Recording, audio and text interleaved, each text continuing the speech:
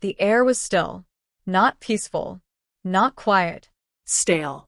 Like someone had tried too hard to leave everything exactly where it was. I stood in the doorway of my bedroom, bag still slung over my shoulder, keys in one hand, staring at something that had always been just right, now slightly wrong. The top drawer of the dresser was open. Barely. Just enough to show it hadn't closed the way it normally did. My eyes locked onto it. It was muscle memory from my service days. Take in the details before you even move. The rest of the room was untouched. Bed made. Desk clear. Nothing out of place. Except the drawer. And what was missing inside it. The velvet box had been there for years. Simple. Heavy. It had its own kind of gravity. And now it was hollow. The ring, platinum, faintly engraved, worn soft from years of silence, was gone. It was the one thing I never let go of. Not when I left active duty. Not when I moved cities. Not even when I met Reed and finally started thinking about the future again. I hadn't worn it. I hadn't shown it off. It lived in that drawer for 6 years, untouched. There was no forgetting it. And no way I'd misplaced it. I reached for my phone. No calls. No messages. Just a feed waiting to distract me from what I already knew. Then it hit me like a slap from the algorithm itself. A post. His face. Reed. On one knee. Sunset behind him. Sand beneath him. Smiling like he'd earned it. In his hand, my ring. She looked thrilled. He looked proud. The caption was almost laughable. She said yes. When you know, you know. Hashtag forever start share. Everything in my chest stilled. Not in shock. Just precise. Focused. Like the second before a breach. Like the second before you move. I closed the app. Set the phone down. Stood in the room for a while. Long enough to realize what he'd actually done. Long enough to decide what comes next. I didn't sleep. Not because I was stewing or spiraling. Those days were long gone. My mind went somewhere quieter. Sharper. There's a kind of calm that creeps in when a line has been crossed. Not grief. Not rage.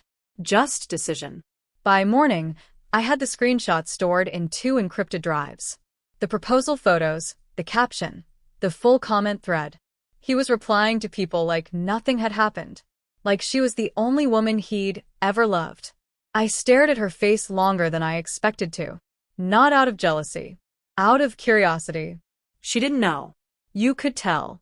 The ring wasn't hers. But the smile was genuine. No shame. No guilt. Just someone who thought she was beginning a fairy tale. She wasn't the enemy. Reed was. Around 8:20 a.m., he finally texted me. Hey babe. Home in a bit. Got something I want to talk about. Red heart. Just that. No hint of panic. Like I hadn't been gone. Like nothing had happened. I stood at the kitchen counter, rereading it while the kettle whistled. Then I started a new file. Operation name, Split Chain.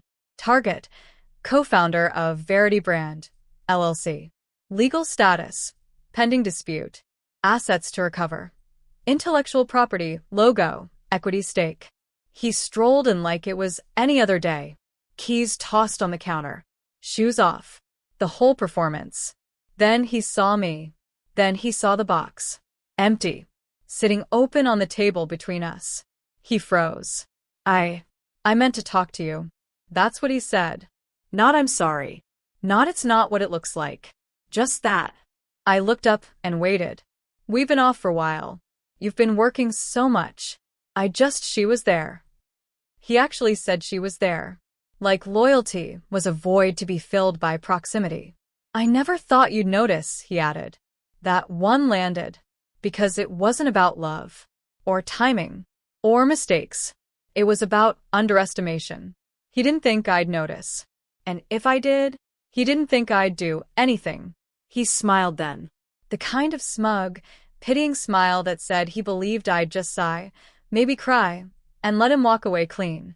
I didn't move. Didn't flinch. I just asked one question. Did she know it was his ring? And the smile twitched. He started to answer, but I was already typing. No yelling. No lecture. No scene. Just the soft click of keys. By noon, I'd pulled every document I'd signed for his company, co-founder contracts, design drafts, brand pitch decks, and started mapping out where my name still had legal weight. And in the middle of all that, a message popped up. Unknown sender. I think I'm supposed to be marrying your fiancé. Have you ever watched someone smile while stealing what's yours? Hit like if this betrayal would have broken you, but you'd still fight back. The message came from her personal account. Her name was Emery. I clicked her profile. Yoga instructor. Rescue dogs. A small-town glow. The kind of woman who posts love quotes and means them. No photos of Reed, yet just the post. Just the ring. My ring. I responded simply. Yes. I believe you are. But he forgot to tell you the ring belonged to my late husband. Scene. Typing. Then nothing. Reed was still in the kitchen, pouring coffee like the floor wasn't about to give way. Look, he said. I was going to end it with you. I just didn't know how. He tried to sound sincere, but his hands were shaking.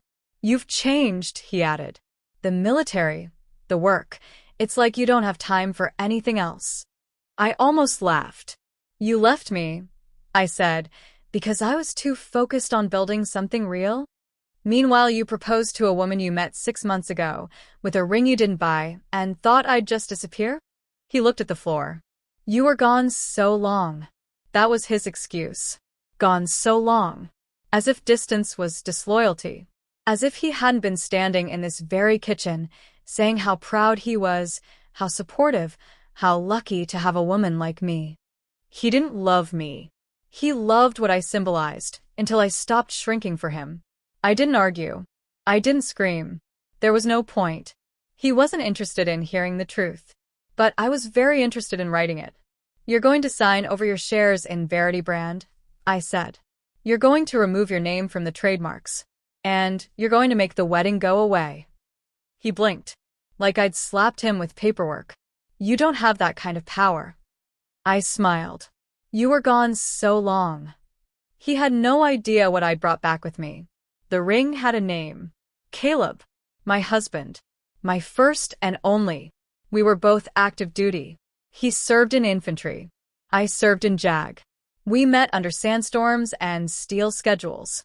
Fell in love somewhere between 2 deployments and 1,000 bureaucratic emails. The night before he left for his last mission, he bought me dinner at a gas station diner. We sat in a red vinyl booth. I teased him about ordering pancakes after dark.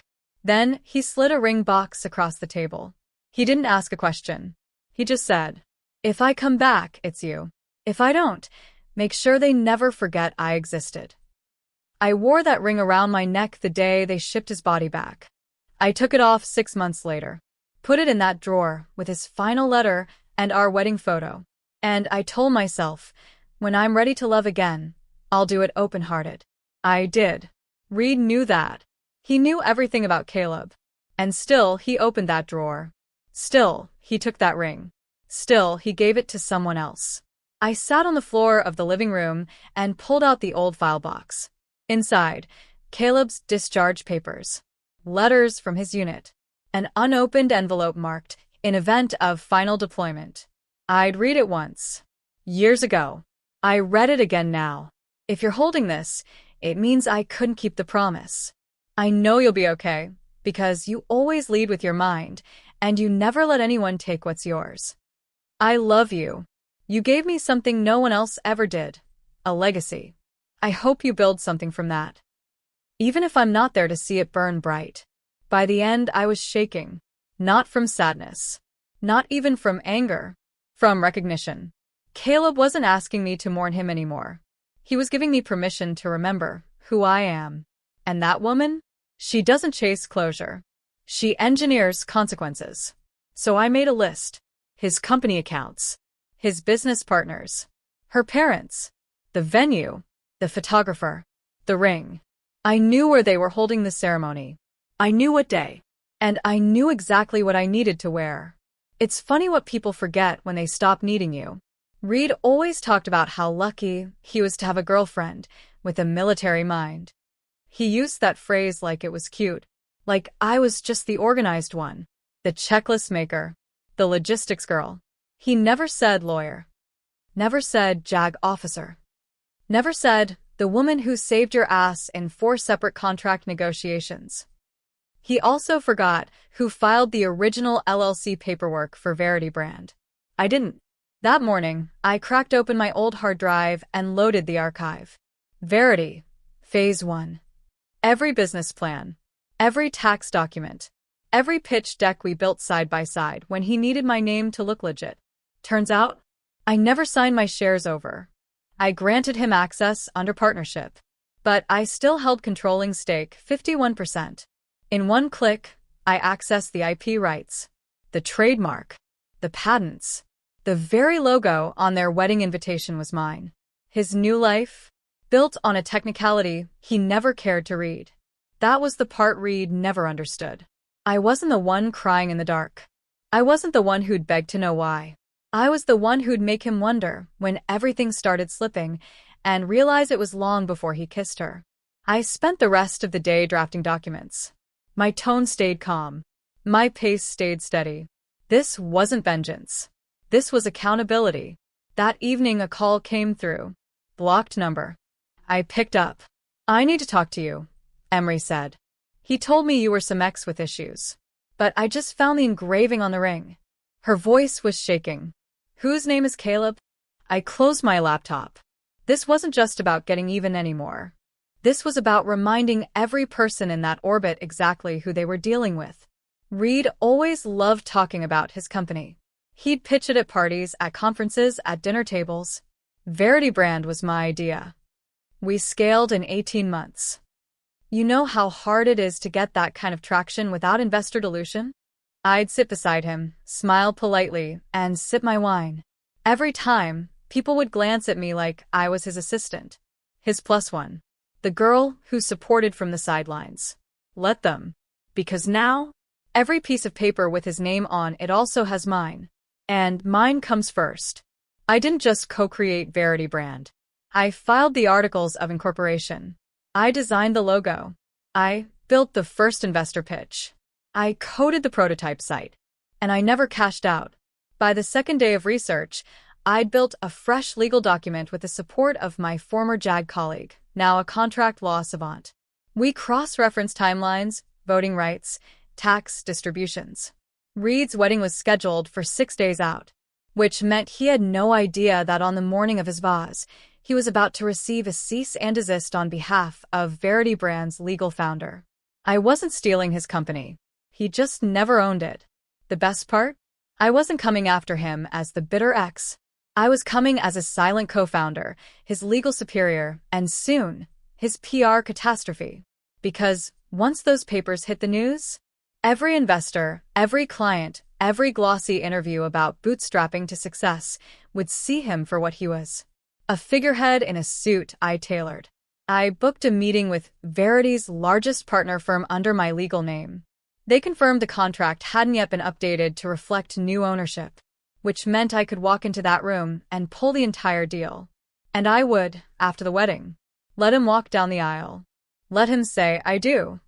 And then, let him explain to his new wife why the honeymoon comes with a lawsuit. The invitation arrived 2 days later. Hand-delivered. Cream cardstock, embossed edges, wrapped in gold foil. Her name was listed first, Emery Ray Larkins. His came after, Reed Andrew Carrick. Like she was claiming him already.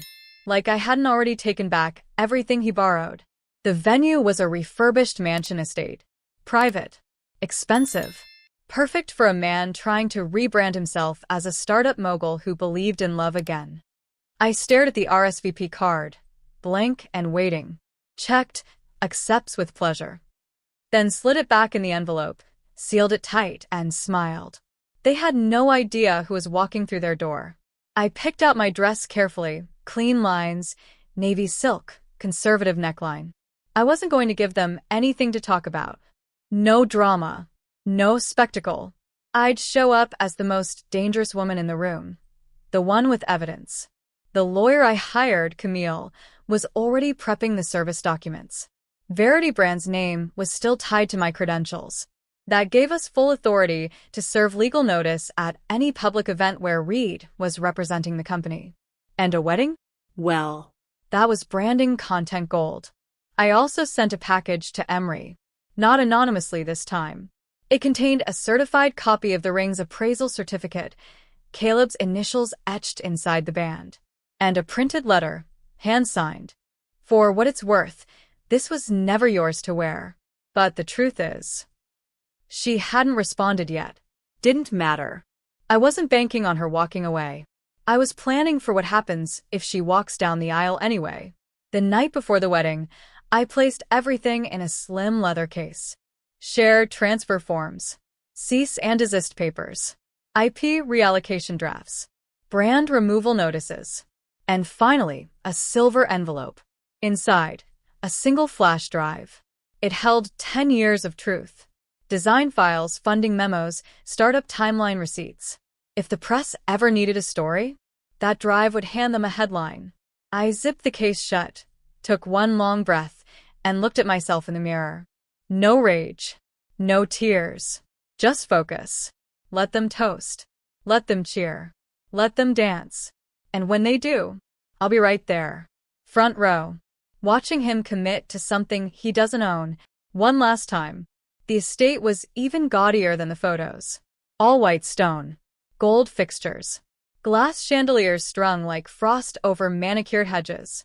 The kind of place that begged for attention and got it in filtered reels and hashtag drone shots. The ceremony was set in the East Garden. Rows of ivory chairs. Floral arches made to look effortless. A harpist played something from a Bridgerton soundtrack. I took my seat, third row, center aisle. No one recognized me. Not yet. Camille, seated 2 rows behind me, had the case. She wore a muted gray dress, her hair in a soft knot, her eyes fixed on Reed. He was pacing near the altar, checking his watch, smiling through nerves. He had no idea he was about to sign away everything he claimed to build. Emery entered 15 minutes late. People gasped when they saw her. She did look beautiful, soft lace, subtle train, hair curled and pinned with gold combs. But her smile? Strained. Off. Like she was holding it in place with the weight of an anchor no one else could see. Her eyes flicked toward the third row, locked on mine, just for a second. And in that second, I knew she'd read the envelope. She knew about the ring, about Caleb, about Reed. And still here she was, walking toward him. She looked at Reed when she reached the altar. He looked overwhelmed. "You okay?" he whispered. She didn't answer right away. She just took his hand like it meant nothing. The officiant began. Vows were read. People dabbed at tears they hadn't earned. Camille tapped her bag at the moment they said, "I do." 2 waiters stepped out with champagne for the guests. And I stood up. Quiet. Calm. Deliberate. I walked past the rows of guests. Past the stunned wedding planner. Past the string quartet trying not to miss a beat. Straight to Reed. His face dropped. He didn't speak. Not a word. Emery's hand slid from his. Camille stepped up behind me and placed the leather case on the pedestal beside the floral arrangement. I opened it. These documents formally revoke Reed Carrick's claim to Verity brand, its trademarks, and all affiliated brand revenue. As of this moment, he no longer holds operational or creative rights to the company. I handed him the pen. He blinked. Froze. The officiant looked like he was about to vomit. "Sign it, Reed. You always said you hated red tape." He looked at Emery. She didn't move. The guests were dead silent. Even the harpist stopped playing. He signed. The pen shook the whole time. I turned to Emery. Held out the ring. "You can keep the man. The rest belongs to me." And I walked. Not out of the venue. Not out of the story. Just out of their illusion. The headlines hit within hours. Startup groom served at altar by co-founder ex-fiancé. Verity brand power play. Legal takeover or long con? Hell hath no fury, and a lawyer's signature. Some called it savage. Others called it inspirational. I didn't read the comments. What I did do was mail a package the next morning. It wasn't a threat. It wasn't even a warning. It was a gift. Inside, a printed copy of Caleb's letter to me. The original appraisal form for the ring. A donation receipt made in her name to a foundation that helps military widows restart after loss. And a handwritten note. You may never forgive him. That's your right. But I hope you forgive yourself for believing him. This was never about you. But you were always going to be part of how I closed the chapter. She didn't respond. I didn't expect her to. Sometimes silence means peace. Other times, it just means the story's finished. A week later, I went back to the base gym. Just routine, nothing dramatic. I ran 5 miles, without looking at the screen, stretched by the back windows like I always used to. That's when I heard a voice. You were the woman with the case, weren't you?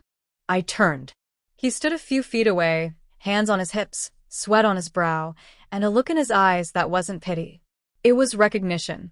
I was stationed with Caleb in Syria, he said. He used to talk about you like you were the best part of him.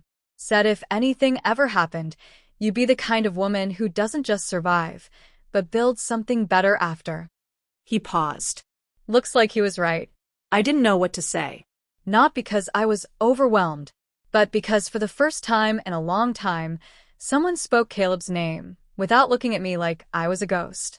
Coffee? He asked after a pause. Or is that too forward for a battlefield widow? I cracked the faintest smile. Only if you think that's all I am. He grinned. Fair.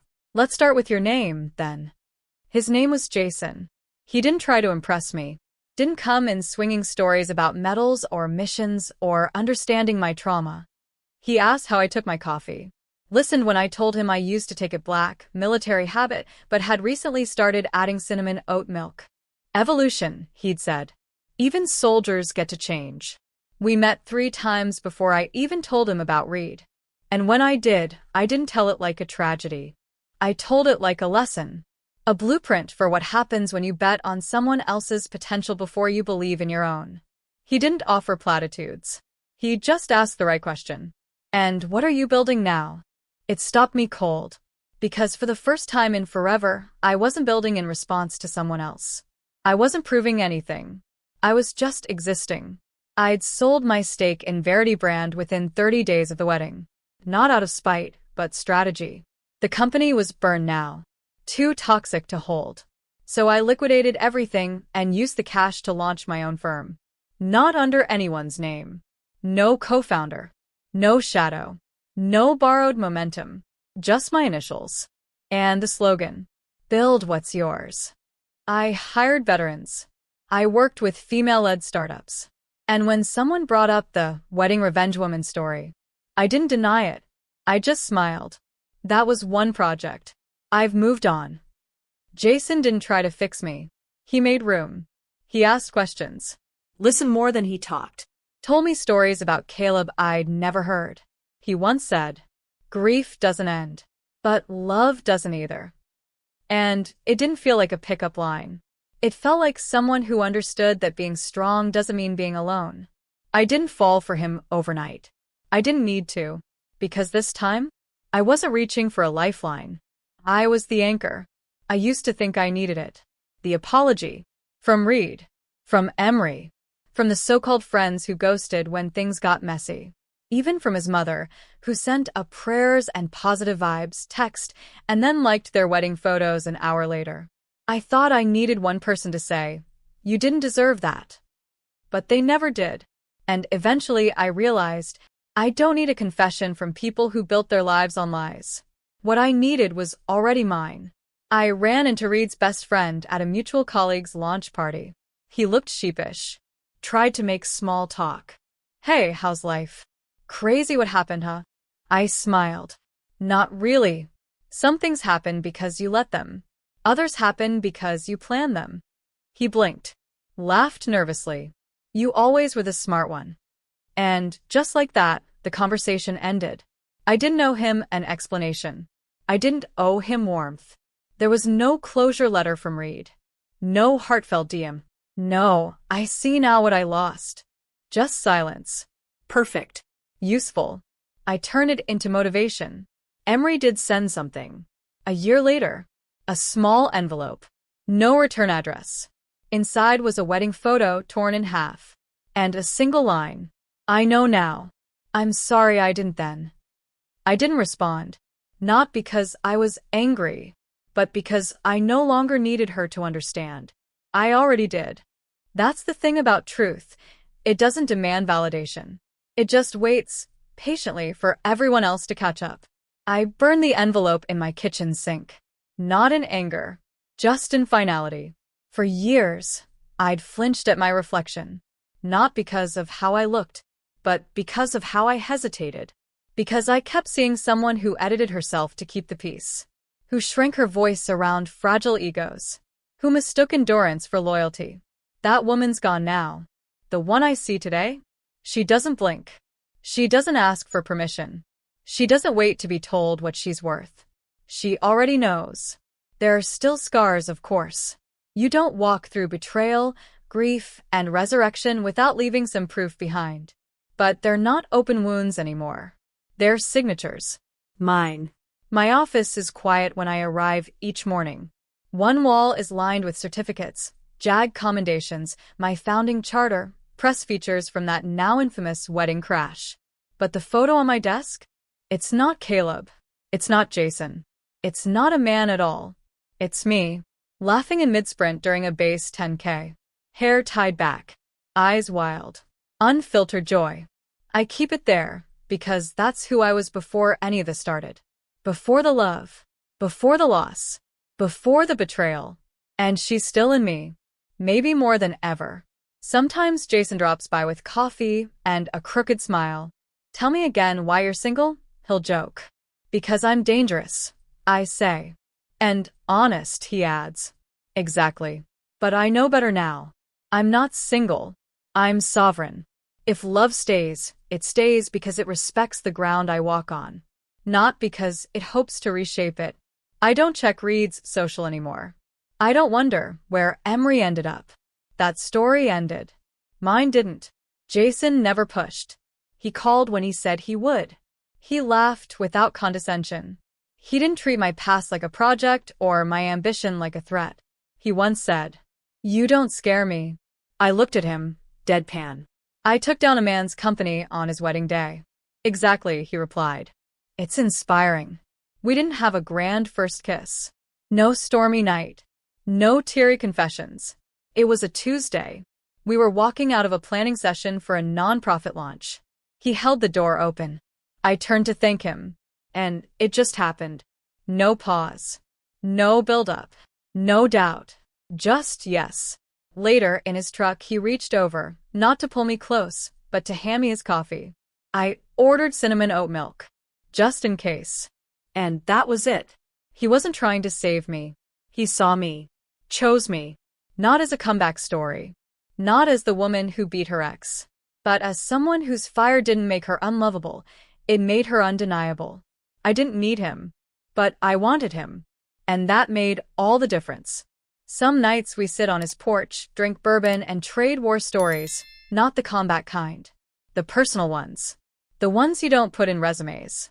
The betrayals that reshaped you. The choices you can't undo. The people you lost along the way, even when you didn't want to. He doesn't flinch when I talk about Caleb. He doesn't tense when I mention Reed. He just listens. And then he reminds me, gently, that I'm still here. Not in spite of what happened, but because I refuse to let it define me. Love didn't swoop in and save me.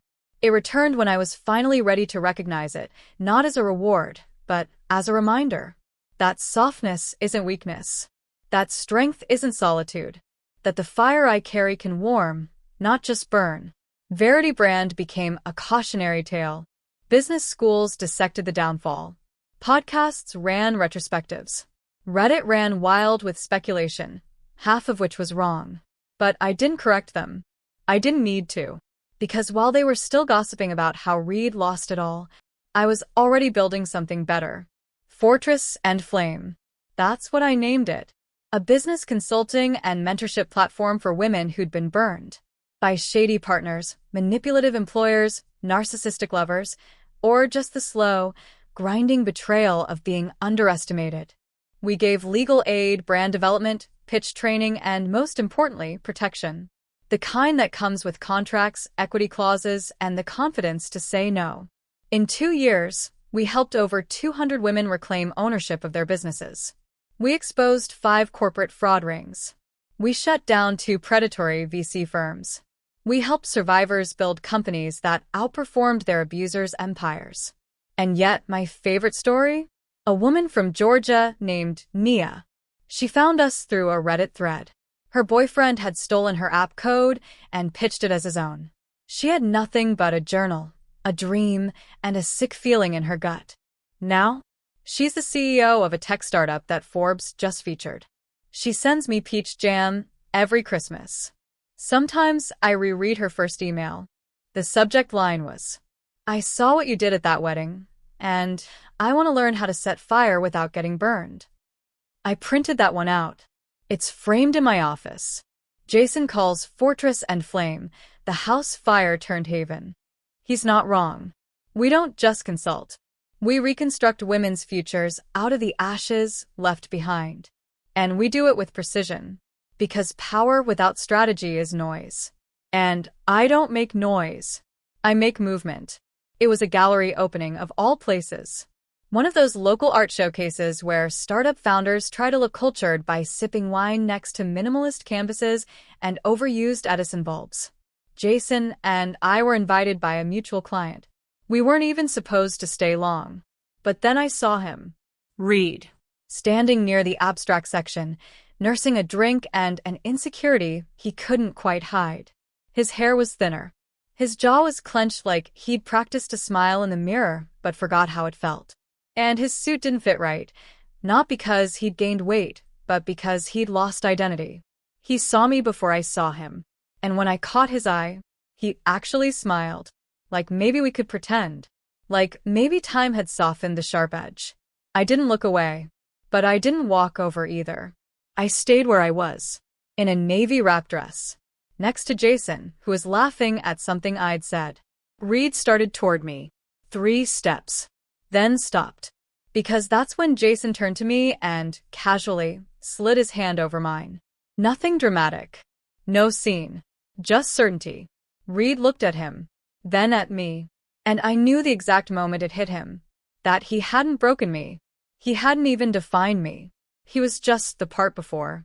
He raised his glass like some sad peace offering. I nodded once. Like a thank you, but not for the love or even the lesson. Just for the clarity. And then I turned back to Jason. That was the last time I saw him. And I didn't walk away bitter. I walked away better. Because revenge wasn't the win. Peace was.